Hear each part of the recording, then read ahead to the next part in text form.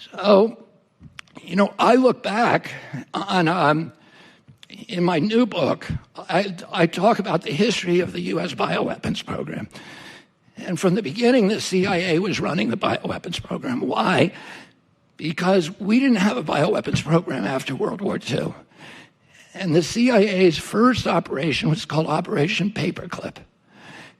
And it was an operation to get all the bioweapons and nuclear and chemical scientists out of Germany and Japan, where they had an extensive bioweapons program.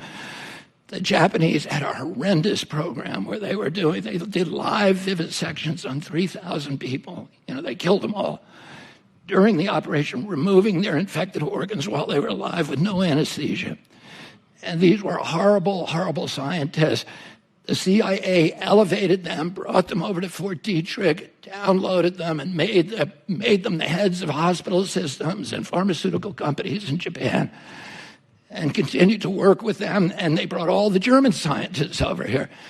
And then they did all these experiments unwittingly on the American public. They sprayed toxins in National Airport. They sprayed them in the Pentagon air conditioning system. They put poison water in NIH. They put light bulbs filled with bacteria that they broke on the grates and contaminated the New York City subway system. Some of those microbes still in the subway today. They did aerial dosing, and from ships of about 60 million Americans. They dosed San Francisco, Los Angeles, New York, Virginia, Norfolk, Virginia. All of the seaside towns were dosed from the air, and a lot of the Midwestern cities were also dosed. They're all unwitting. They did 200 outdoor tests on Americans, unwitting. And they developed bioweapons that by 1969 had a nuclear equivalent. They could kill people at 29 cents per death, according to a CIA study, which they're bragging about. And then in 69, President Nixon shocks the world by going to Fort Detrick and ending the U.S. bioweapons program. He was worried that we were creating bioweapons that could be reproduced for nothing. They were kind of a poor man's nuclear bomb. Anybody could reproduce them and we were publishing how you did it. So they were giving blueprints to foreign nations to create these things that could be used against us. And he said, why are we doing this? We have nuclear bombs. We don't need these things. And we have a monopoly on nuclear bombs. 7 nations have them.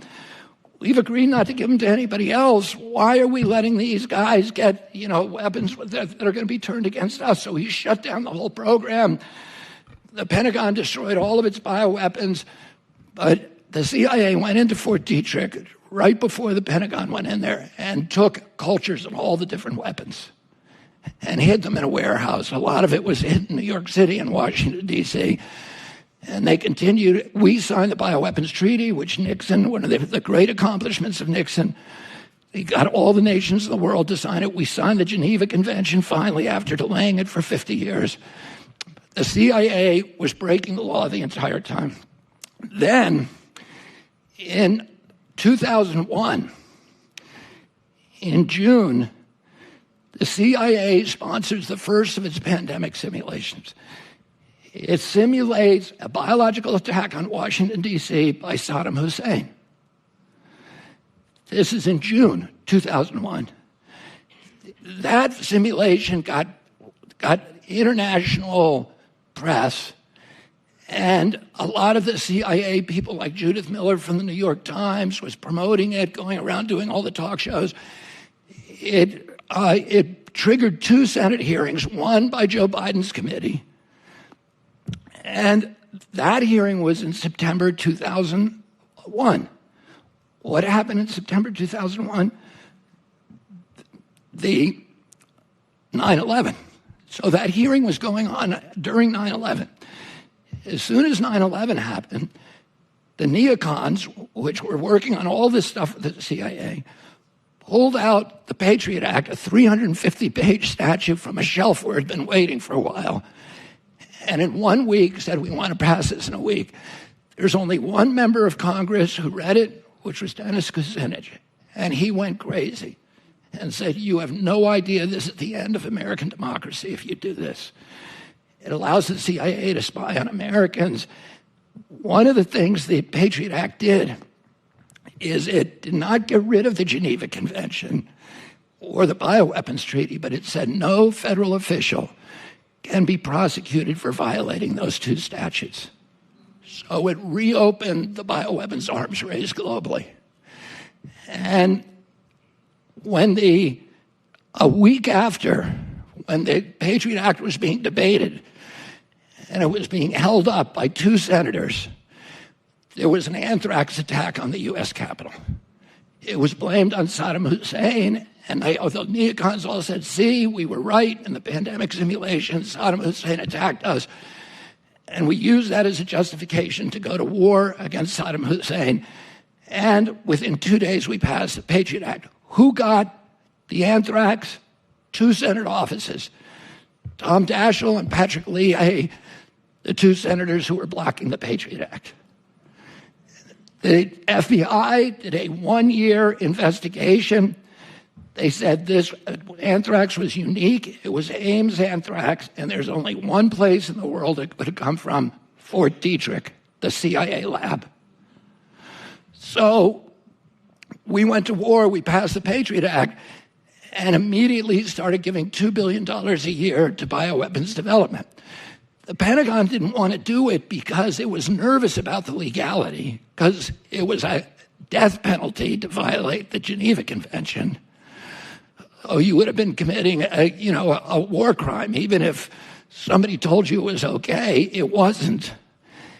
And so they funneled it through DTRA and DARPA. They funneled all of that money to NIH, to NIAID, which became the primary spear tip of bioweapons development.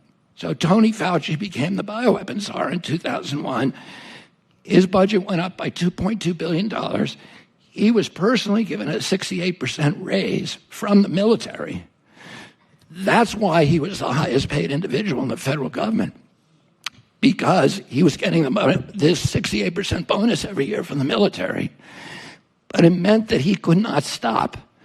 And the thing the military wanted was gain-of-function studies, where they could take wild viruses and turn them into bioweapons. And bioweapons development always includes vaccine development, because unlike chemical weapons, with bioweapons, there's always blowback. It's called the boomerang effect. If you give your enemy bubonic plague, your guys are going to get it first, too. They're going to get it quickly.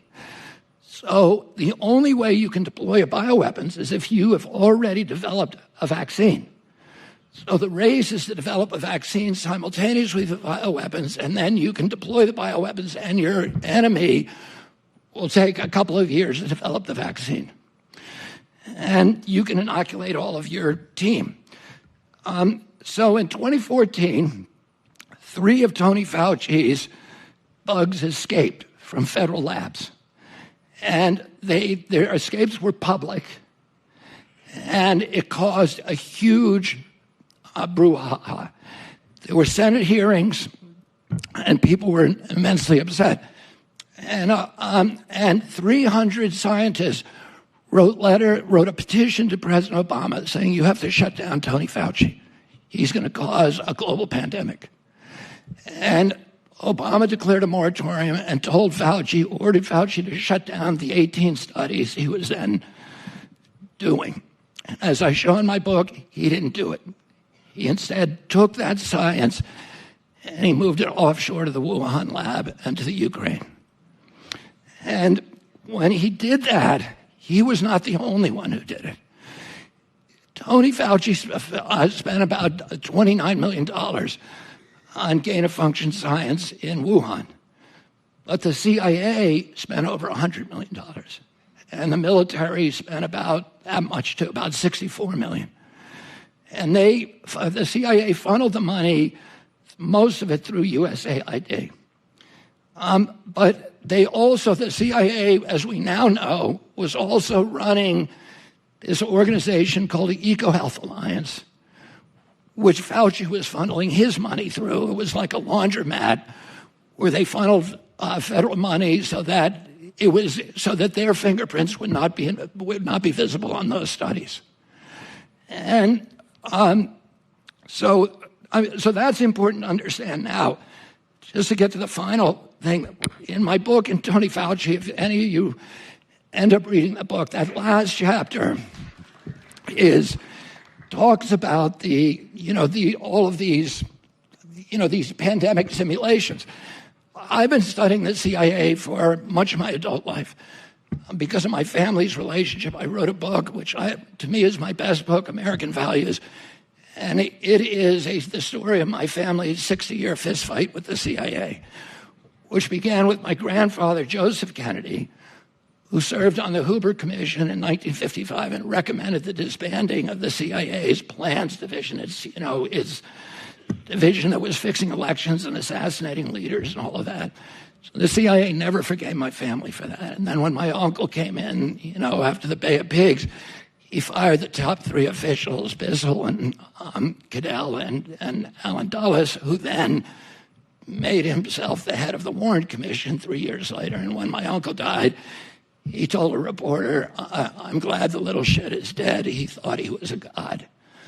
And so I know a lot about the CIA. I've gotten their manuals. I paid over $1,000 to get these manuals because they're training manuals from MK Ultra, and MK stands for Mind Control, MK Naomi, MK Dietrich.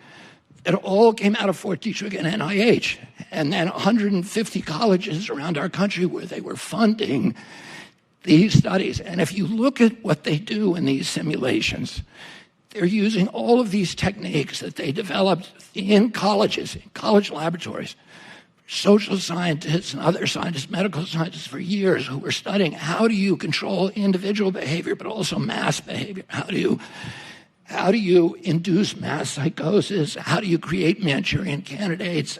How do you do all these? They had all these colleges studying these, and how do you impose centralized foreign control on indigenous populations? By coming into a country, by using propaganda, by using fear, by sowing chaos, by destroying relationships, destroying faith in institutions, driving people apart, and creating chaos so they will invite in an authority who will give them peace and safety. And all of these mind control techniques are designed to accelerate that process. And they study the Stockholm Syndrome, for example. If you lock people, down, they become grateful to their captors. And they become angry at the people who criticize their captors. And they believe that the only way that they can escape this confinement is through total obedience and total compliance to their jailers. But one of the most interesting experiments was called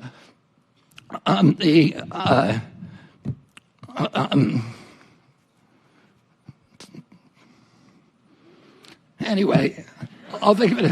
It was Milgram. And there was a associate scientist at Yale, a sociologist called Stanley Milgram, who was part of the MK Ultra program. And he conducted this experiment where he recruited subjects from every walk of American life. There were students, there were professors, there were business people, there were blacks, whites, everybody from the New Haven area. And he would put the subject in a chair at a table where there was a dial in front of them that they could administer an electric shock to a person who was tied in the chair in the next room, who they told was tied in a chair, but he was actually a Confederate of Milgram's. He was an actor. And when they turned this dial up and administered the supposed electric shock, they could hear the man in the other room screaming, shouting, begging, struggling, pleading with them, crying. And most of the people who were participating in this experiment begged to stop. A lot of them were crying and telling the doctor was standing behind them saying, turn it up, turn it down, turn it higher, turn it down, turn it even higher, turn it down. And 67% of them turned it up to 250 volts where it was marked potentially fatal. 67%. And you can go on Wikipedia and look this up. The Milgram experiment. But 33% of the people got up and walked out. And what Milgram said, that if you, for 67% of the people, if you have an authority figure that has some imprimatur of legitimacy, like a doctor's title, that 67% of people will take his orders, even if it means violating their most sacred values. They'll go against everything they believe in. And to me, it occurred to me many times during that 2020 that we were all involved in this huge Milgram experiment, and that Anthony Fauci was, Dr. Milgram, telling us you can violate the Constitution, you can censor speech, you can close churches, you can shut businesses, you can ban jury trials, and you can, tell people what they can and can't do, and you can gaslight them and marginalize them and vilify them, and no cruelty is too great for somebody who disobeys. And what I would say to you is that 33% of the people walked out, and the people in this room are the 33% who wouldn't be told what to do. And what our job is now is to fight for the 67% till they wake up and till they're able to fight for themselves, to restore the freedoms that all of us believe in. And I'll leave you with 3 thoughts. One is that any power that government takes from the people, it will never return voluntarily. Number 2 rule, every power that government takes, it will ultimately abuse to the maximum extent possible. And number 3, nobody ever complied their way out of totalitarianism. The only thing we can do is resist. Thank you all very much. I just saw this from Wall Street Silver, and it's got 4.7 million views. So let's just start there. It says, his days are numbered, referencing me. They will make it look like an accident. He is likely correct. The CIA does this, and it is used for blackmailing their assets in high places to keep them in line. Hollywood actor Jim Caviezel says CIA operates world's biggest pedophile ring. Well, let me explain something to all of you in the world that think that I'm a little girl and I'm afraid of you. I'm not scared in the least bit. God brought me into Hollywood to become an actor. He asked me to do that. He was my intel officer, the greatest God, the only God. And he loved me enough to give me a purpose in my life because I was the lowest of the low at that time. And I would gladly trade my life to save these little ones because the screaming that I heard was so horrific. I can't sleep at night. At 3 a.m, for whatever reason, I can hear it. It is the fastest growing international crime network that the world has ever seen. It has already passed the illegal arms trade, and soon it's going to pass the drug trade. Because you can sell a bag of cocaine one time to a child 5 to 10 times a day. God's children are not for sale. How long have you been doing this? 12 years now. How many pedophiles you got? 288. How many kids you found? Timoteo, tú rescatas niños, ¿verdad? ¿Puedes ayudarme a encontrar a mi hermana? Te lo prometo. For Homeland Security, we can't go off rescuing Honduran kids in Colombia. Which means she'll disappear for good. Imagine walking into a room right now, seeing an empty bed. What we do? You quit your job and you go and rescue those kids. So at this moment, she could be a block down the road, or she could be at Moscow, Bangkok, LA. She's a major operator. It's all rebel territory. No one goes in. Not the army, not the police, not us. What if this was your daughter? There's no Marine unit coming. You're on your own. This job tears you to pieces. And this is my one chance to put those pieces back together. When God tells you what to do,